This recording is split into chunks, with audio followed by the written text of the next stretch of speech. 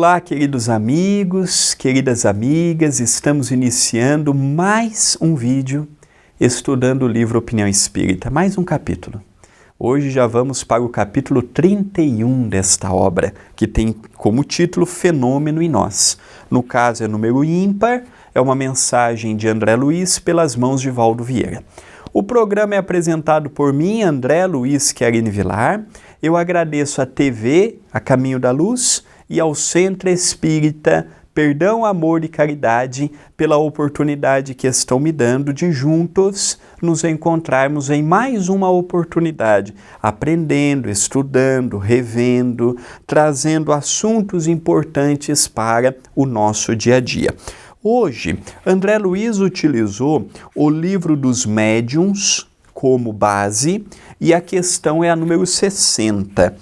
Recorrendo ao livro dos médiuns, a questão de número 60 faz parte do capítulo 2, Manifestações Físicas e Mesas Girantes. Diz Allan Kardec, chamam-se manifestações físicas as que se traduzem por efeitos sensíveis, como os ruídos, o movimento e a deslocação de corpos sólidos. Umas são espontâneas, independentes da vontade humana, e outras podem ser provocadas. Trataremos inicialmente apenas das últimas. O efeito mais simples, e um dos primeiros a serem observados, foi o do movimento circular numa mesa. Esse efeito se produz igualmente em qualquer outro objeto, mas sendo a mesa o mais empregado por ser o mais cômodo, o nome de mesas girantes prevaleceu na designação desta espécie de fenômenos. Lembremos que no século XIX veio aquela enxurrada de fenômenos físicos na Europa, especialmente na França. Mesas que levantavam, mesas que giravam, objetos dos mais variados. E aquilo se tornou um divertimento na época, porque o que nós tínhamos de divertimento no século XIX? Saraus, concertos, encontros interpessoais. Era o que havia de festividade naquela época. É o que havia de alegria naquela época. E de repente vem mesas que subiam, desciam, rodopiavam no ar, faziam movimentos que naquela época nós não tínhamos equipamentos. Hoje nós temos o ilusionismo e nós conseguimos, pela tecnologia que temos hoje, iludir os olhos de muitos que vêm. Mas na época de Kardec, nós não tínhamos esses recursos, nem tecnológicos e nem os aparatos mesmo para levantar uma mesa, fazer movimentos que nós não tínhamos, humanamente falando, como fazer com aquela mesa. Mesas que às vezes precisava de vários homens para pegar, igual nós temos uma aqui no Perdão, no CEPAC, tem uma mesa que é onde nós sentamos em torno dela para o comentário do Evangelho, que durante muitos anos foi a nossa mesa mediúnica, uma mesa que você precisa pegar 3, 4 homens, pela madeira que ela possui, pela dureza que ela tem. Mesas como esta, os espíritos rodopiavam, como uma criança pega um Lego e vai montando um no outro. Então aquilo chamou a atenção sobremaneira das pessoas, porque não tinha divertimento, não tinha alegria naquela época como nós temos hoje, o telefone, o celular, a internet, a televisão, o cinema, não havia naquela época. E aqui Allan Kardec, ele não fica apenas para falar do fenômeno, ele também nos fala o que está por detrás dos fenômenos. Então são fenômenos que são levados a cabo pelos espíritos que Allan Kardec designou de espíritos batedores. Os espíritos batedores é como quando nós vamos construir uma casa. Quem que vai construir uma casa? Quem que vai pôr tijolo sobre tijolo? Um pedreiro. Quando eu vou arquitetar uma casa, quem que vai pôr no papel e fazer os cálculos? Um engenheiro. Quando eu preciso ir eu estou com uma dor em determinada parte do meu corpo. Na onde que eu vou para ver se eu estou bem, se eu não estou bem, se eu preciso fazer alguma coisa? Eu vou no médico. Os espíritos batedores foram aqueles que os espíritos superiores se utilizaram para que pudessem promover os fenômenos. Então os encarnados doavam a energia que nós chamamos de ectoplasmia, energia que todos nós temos, mas que nem todos nós liberamos de nós. A ectoplasmia, ela sai pelos poros abertos, narina, boca, órgãos sexuais, são aqueles tuchos, as orelhas. Então quem já viu uma foto de um médium de efeitos físicos que sai dele a materialização, é um tucho branco da boca, por exemplo. E aí sai dali o espírito, materializa do lado com aquela energia. Então os encarnados doavam o ectoplasma e não sabiam que estavam doando, porque os espíritos retiravam, esses espíritos batedores, retiravam o ectoplasma e numa mesa imóvel, porque mesa não tem a vida, a mesa não tem um cérebro, a mesa não tem um músculo, eles envolviam a mesa neste magnetismo, nessa energia, e faziam dela o que queriam, pela força do pensamento. Durante um ano consecutivo, Hippolyte Léon Denis Rivaio foi convidado pelo seu amigo Faustier a visitar uma dessas sessões familiares. Kardec, durante um ano, não foi. Kardec era um homem de ciência e não estava aberto ao ilusionismo. Depois de um ano, ele foi para agradar o amigo, porque ele já não tinha mais justificativa para não ir. Ele foi. Depois que ele viu tudo, depois que ele analisou tudo, como um homem de gênio que ele era, ele deixa a nossa primeira frase espírita. Quando seu amigo Faustier lhe indaga, o que você achou do que você viu? Ele disse assim, uma mesa não tem cérebro para pensar, nem músculos para movimentar. Por detrás de um ser inanimado, tem um ser inteligente. Isso por volta de 1849, 1850. E a partir dali, Kardec começou um trabalho exaustivo na seara espírita, deixando em aproximadamente 15 anos a monumental codificação. Então, o que nós podemos ter aqui de ideia do que chamamos de efeitos físicos? Se traduzem por ruídos, movimentos, deslocação de corpos sólidos. Deslocação de corpos sólidos. Podem ser espontâneas, quando eu tenho um médium que doa energia, nem sabe que é médium, nem sabe o que está acontecendo, é espontâneo e não faz por querer, como pode também ser provocados. E são sobre os provocados que Allan Kardec disse que faria essa analogia. Ele nos diz que o efeito mais simples e um dos primeiros a ser observados é o do movimento circular da mesa. Lembrando que naquela altura era muito comum na França aquelas mesas que nós chamamos de vime. Põe na internet o cesta de vime. É uma cesta redonda, 3 ou 4 pés, dependendo do seu modelo. Tanto é que foi por meio dela que Kardec colocou uma pena, os médiuns impunham as mãos e aquela mesa se punha a escrever. Já pensou que bacana a gente assistir um trabalho desse? Os médiuns doavam a energia. A primeira edição do Livro dos Espíritos, em 18 de abril de 1857, não é a versão que nós temos hoje. Havia apenas 501 perguntas. A de hoje tem 1018 ou 1019, segundo seus tradutores. Mas a primeira edição continha apenas 501 perguntas e 501 respostas. E é fascinante porque não veio pela mão de um encarnado. Não passou pelo cérebro de um médium. Kardec formulava as perguntas. As médiuns doavam a energia e aqueles cestos punha a responder. Mas o começo não foi assim. Começou por letras, uma pancada letra A, duas pancadas letra B. Imagina chegar até o Z.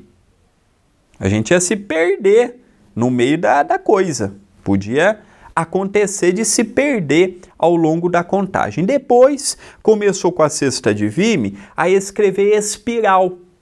Então é como se nós tivesse a mesa com uma pena e escrevesse assim, olha. Não tinha ponto, não tinha nada. Para você ler tinha que ser assim, ó. Não tinha ponto, não tinha vírgula, não tinha início de frase, fim de frase, cabendo a Allan Kardec fazer todo esse trabalho. Então o começo do Espiritismo foi um começo muito difícil, foi um começo de muito trabalho. Então as mesas girantes, as manifestações físicas, foi o que despertou Allan Kardec para o trabalho. Eu não vou dar continuidade no item 60, porque é um item que ainda tem alguns parágrafos e o nosso tempo ele é limitado. Nós vamos agora estudar o próprio escrito de André Luiz, que utilizou o texto base que há pouco eu comecei a sua leitura e a sua interpretação. Diz André Luiz: o homem quer ver para crer, aspira à construção da fé e para isso exige fenômenos. Então, os Tomés da vida somos nós. Eu só acredito vendo. E às vezes nós passamos uma vergonha muito grande. Lembram da passagem de Tomé? Tomé acompanhou Jesus. Tomé seguiu os passos de Jesus. E de repente, quando falam para ele, vamos encontrar Jesus esta noite, ele está ressuscitado. Para de bobeira. Eu vi Jesus morrer. Como é que Jesus está voltando? Para de graça, que vai ver Jesus o quê? Vai hoje à noite. Jesus chamou todos nós. Ele foi. Quando Jesus se materializa de corpo inteiro, dentre muitas orientações, Jesus falou: Tomé, vem aqui, meu filho. Toca nas minhas chagas. Veja a coroa de espinhos. E aí Tomé compreendeu que o Espírito vivifica após a morte. Então, às vezes, a gente quer ser igual Tomé. Eu preciso ver. Não, isso é crendice, isso é ilusão. Não é, não. Olha, tem pessoas que brincam com a brincadeira do copo. Tem pessoas que brincam invocando espíritos. Olha, da mesma forma que a gente não deve mexer com traficante, que a gente não deve mexer com bandido, que a gente não deve mexer com alcoólatra em bar, a gente também não deve mexer com os espíritos, não. Por brincadeira, tem muita gente que vai no centro espírita com obsessores que estão na cola deles desnecessariamente. Às vezes a gente, mas é uma brincadeirinha juvenil. É juvenil? Vai ver depois a dor de cabeça que você vai arranjar para você. Vai ver a dor de cabeça que você está materializando para você mesmo, que você não precisava. Então, a gente tem que tomar muito cuidado. Tem pessoas que me falam assim: André, você tem medo dos espíritos? Eu digo, medo não, mas eu tenho respeito. Eu não brinco com eles, porque eles são mais fortes do que eu. Eu estou reencarnado. Eles podem não chegar até mim, mas pode chegar nas pessoas que eu amo. Eles podem não conseguir entrar na minha vida, mas pode entrar na vida daqueles que eu estimo. Eu não tenho medo, porque eu sei que se eu fizer o meu trabalhinho simples, vigilância, oração, eu não vou ter problema.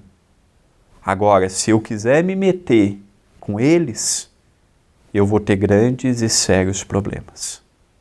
Então, eu preciso ver os espíritos para crer.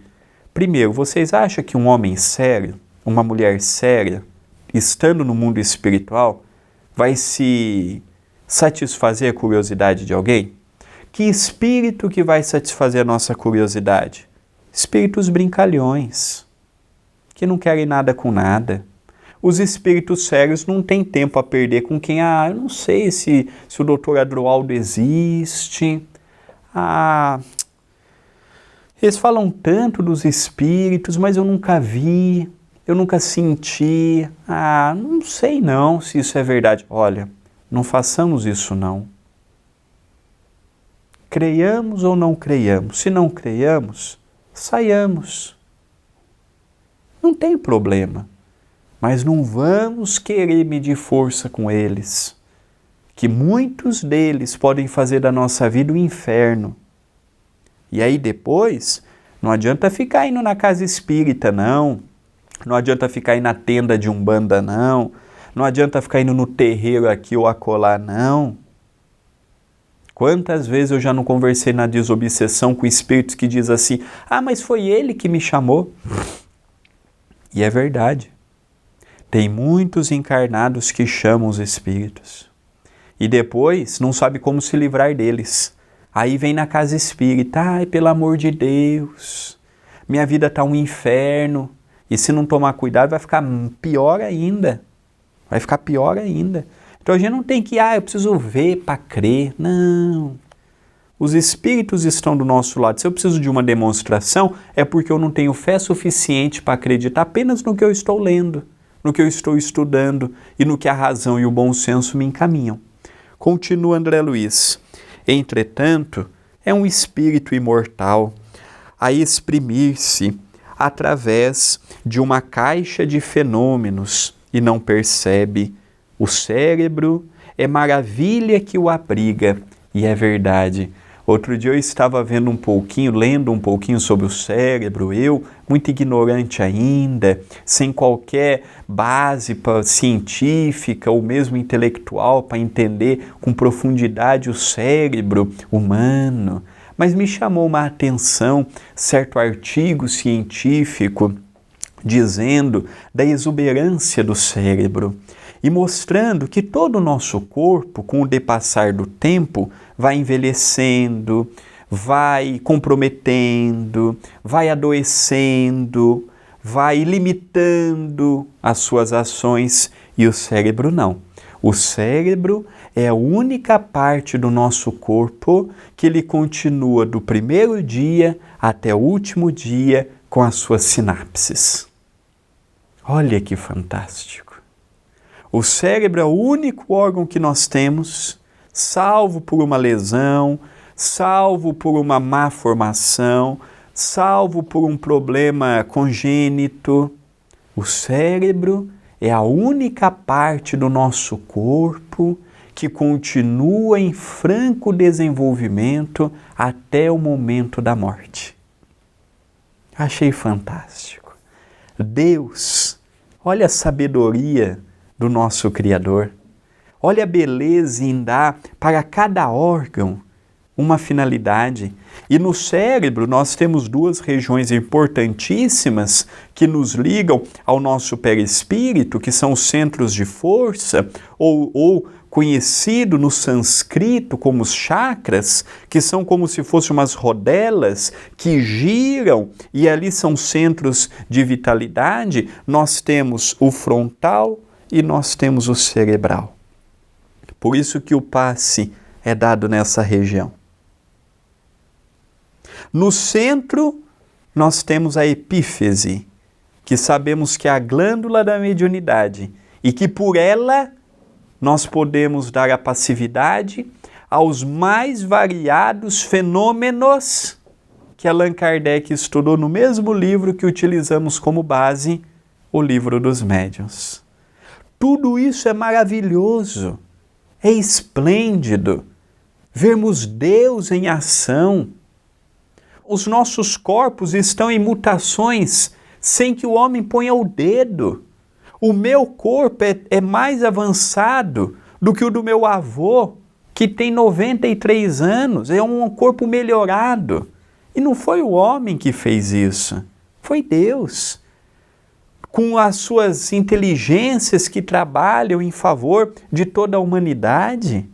Então esse cérebro, que é a sede da memória, é a sede da parte mais nobre que nós temos, que é a sede do espírito, em conversação com o próprio espírito e com o próprio perispírito. É a casa mental, como já dizia Platão, que é o próprio Allan Kardec, o espírito da verdade, disse a ele estar em obras póstumas e foi ratificado por outros espíritos de que Allan Kardec foi Platão. Platão, o exímio discípulo de Sócrates na Atenas antiga, já dizia a respeito do mundo das formas e do mundo das ideias. Não é nada novo. O que é esse mundo das ideias em que nós vivemos concomitantemente ao mundo das formas? Aqui eu estou com uma cadeira, eu tenho uma câmera na minha frente, eu tenho a mobília do estúdio, mas eu também tenho o mundo das ideias que estão circunscrito à minha vontade. E aí eu convido a todos a estudar esse mesmo autor espiritual, André Luiz, o livro No Mundo Maior, aqui pelo canal da TV, em que eu e o meu pai estudamos capítulo por capítulo. Então o cérebro, sem sombra de dúvida, é fantástico. Na cúpula craniana tem a cabine da vontade, controlando bilhões de células a lhe cumprirem as ordens. Como se ajustam lobos, sulcos e giros, como funcionam meninges, veias e líquidos para que governe as próprias sensações, não cogita para viver. Fantástico! Deus na sua perfeição. Isso que nós vemos não é criação do homem, não. O homem não tem capacidade material, espiritual e moral para conceber isto. Isto é obra divina, da evolução de séculos a fio. Se nós pudéssemos retornar a bilhões de anos atrás e víssemos os outros corpos que já possuíamos, comparado com este, diríamos que éramos animais. E é verdade. Na época do Cristo, por exemplo, uma pessoa com 40 anos de idade já era considerada uma pessoa velha. Hoje, a nossa qualidade de vida já está passando dos 80 anos, dos 90 anos. Então, tudo está em evolução e vai seguindo a sua marcha naturalmente, crescendo, desenvolvendo, despertando, naturalmente, sem que nós tenhamos que pensar agora, o coração vai inverter o sangue, agora vamos fazer tal função. Não, é tudo natural e às vezes nós abusamos do corpo pelos excessos da alimentação, pelo excesso do negativismo, pelo excesso dos pensamentos contrários. Então a gente tem que tomar cuidado em não estragarmos essa ferramenta maravilhosa. De que modo se portam os neurônios para que possam pensar é problema de que não se preocupa quando reflete.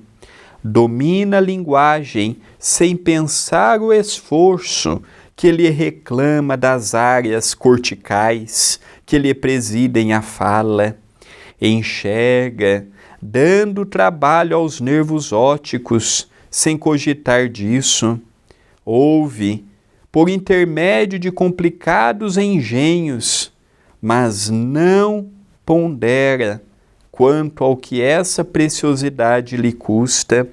Mobiliza tubos, artérias, alambiques, aparelhos, canais e depósitos variados para beber e comer, assimilar os recursos da vida e desvencilhar-se das gangas residuais da alimentação. Todavia, às vezes atravessa uma existência secular sem a menor consideração por semelhantes prodígios, e é verdade. A primeira coisa que eu faço todos os dias ao acordar é agradecer a Deus por ver, por ouvir, por falar, por andar, por estar com as pessoas que eu amo. Nem sempre nós damos o devido valor. Achamos que é obrigado vermos, é obrigado ouvirmos, é obrigado às coisas que estão ao nosso entorno e não agradecemos a Deus, o nosso Pai. Então, nós precisamos ter mais consideração. Tudo que nós possuímos fisiologicamente falando são empréstimos divinos. Graças ao bom Deus, hoje temos uma ferramenta carnal que nos dá a oportunidade desta tarefa, daquela outra. Quantas pessoas não gostariam de estar no nosso lugar e que infelizmente não andam, não falam, não ouvem, não se comunicam, estão travadas numa cama. E às vezes nós vamos dar valor no corpo físico quando nós perdemos ele. Às vezes nós vamos dar o devido valor. Ah, que saudade quando eu via. Ah, que saudade quando eu tinha liberdade para ir e vir onde eu desejava. Então todas as manhãs eu falo, Deus, eu não sei o dia de amanhã, mas obrigado por no dia de hoje permitir que eu, um mísero cidadão do mundo, ainda dotado de muito orgulho, ainda dotado de muita vaidade, ainda dotado de muitas coisas ruins no coração, obrigado por me dar um dia em que eu pudesse trabalhar com as minhas imperfeições, tendo o corpo físico a meu favor, sem uma dor, sem um incômodo, tendo a chance de trabalhar. Quantos não gostariam do trabalho digno e nobre? Esse tipo de reconhecimento ajuda e muito na construção de mais um dia que se inicia. Continua André Luiz. Comumente, reclama provas da sobrevivência da alma depois da morte, mas até hoje, embora conjeture, não sabe exatamente como é que veio à vida. Ninguém nega que fenômenos servem para acordar a mente. Contudo, é imperioso reconhecer que as criaturas humanas, na experiência diária, comunicam-se umas com as outras através de montanhas deles sem a mínima comoção. Então nós percebemos, não é? André Luiz nos dizendo, comumente reclama provas da existência, da alma. Ninguém nega os fenômenos que servem para acordar a mente. Nós todos temos inteligência suficiente para ver que não é a mão do homem. Não é a mão do homem que seleciona quem vai ter um corpo perfeito, quem vai vir com as dificuldades já de nascença. Nós vivemos num planeta de 8 bilhões de habitantes e ninguém está abandonado por Deus. Tivemos alguns meses atrás na Síria e na Turquia mais de 40 mil mortes. São mortes coletivas. Não são mortes a esmo, uma catástrofe natural. Olha, para Deus tudo tem um porquê. Para os nossos olhos, que às vezes não compreendemos a extensão da magnanimidade do Criador, nós não temos essa ideia, nós não temos essa compreensão. Mas ninguém morre na hora errada, não. Tirando o suicida, ninguém nasce na hora errada, não. Deus é perfeito. Eu ainda sou um ser imperfeito, egoísta, orgulhoso, vaidoso, mas Deus não. Deus é soberanamente bom e justo, como Allan Kardec nos ensina, e tudo tem um motivo. Então, às vezes eu quero provas.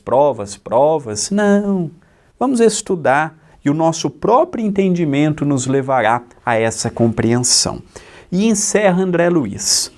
Eis os motivos pelos quais os espíritos superiores, conscientes da responsabilidade que abraçam, colocarão sempre os fenômenos em última plana no esquema das manifestações com que nos visitam. Assim procedem, porque a curiosidade inerte ou deslumbrada não substitui o serviço, e o serviço é a única via que nos faculta crescimento e elevação, compelindo-nos a estudar para progredir e a evoluir para sublimar. Então o Espiritismo nos ensina o estudo, a compreensão. O livro dos médiuns, por exemplo, é um livro maravilhoso nas explicações que nos dá acerca do fenômeno mediúnico, acerca dos fenômenos que estão ao nosso lado, tanto dos fenômenos biológicos, dos fenômenos naturais e dos fenômenos também de ordem mediúnica. O Espiritismo, quando bem estudado, bem compreendido, pode nos dar um material avantajado acerca de muitos porquês que nós trazemos conosco. Da onde viemos? Para onde vamos? Quem somos? Causa e origem das dores e dos sofrimentos. Tudo isso nós encontramos dentro da mensagem espírita. Queridos amigos e amigas, nós vamos encerrando mais este capítulo do livro Opinião Espírita, em que eu agradeço a oportunidade de repensarmos, não é? Quem somos, para onde vamos, de onde viemos, questões que aguçam a nossa curiosidade e remete à filosofia e que fica aqui um pouquinho do algo a mais. Esse é o intuito também do programa, deixar sempre aquele algo a mais com vontade de estudarmos no próximo dia. E eu peço a sua ajuda para o canal no YouTube. O YouTube leva muito em consideração a interação com o canal, o gostei, o comentário no vídeo, o compartilhamento.